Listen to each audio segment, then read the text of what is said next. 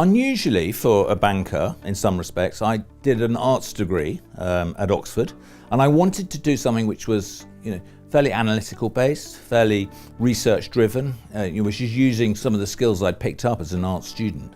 What I did do, though, after a few years of working as, first of all, an analyst, was to then go and do an MBA. The formal education which you get in the MBA, in finance, in business management, in corporate finance, etc., was very useful hard skills to take back to the bank I was in at the time as a junior banker. The more valuable aspect of the MBA over a whole career, I think, is undoubtedly the network that you enter into by going to one of these business schools.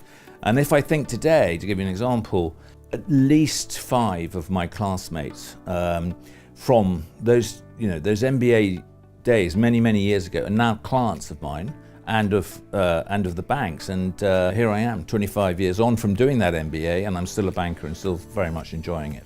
In order to win one of the deals you're working on, you've probably got to be working on 10 or 12 at any particular time.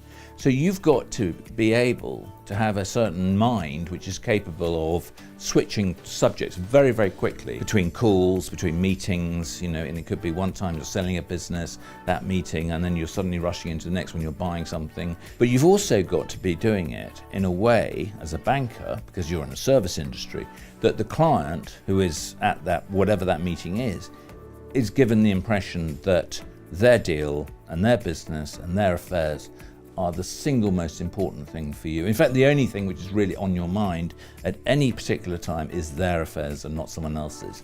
Yet you've got to go and do that. As soon as you leave that meeting and go to the next, you've got to do exactly the same for them. So you've got to be really sort of quite chameleon-like in that respect.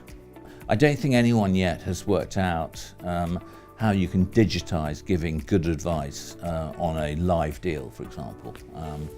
Asking Alexa how to handle the next round of negotiations in a very complex merger discussion hasn't yet come to pass. As banks, we need to stand out against the other banks, and as bankers, we need to be slightly stand out against our competition, whatever. So when we have entrepreneurial types coming in through the door saying we'd like to work in banking, we have a lot of people applying for jobs in banking.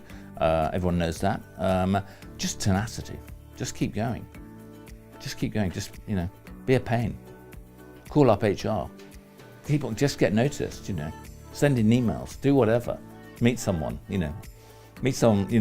any connections you can find to get you somehow in the door or halfway through the door.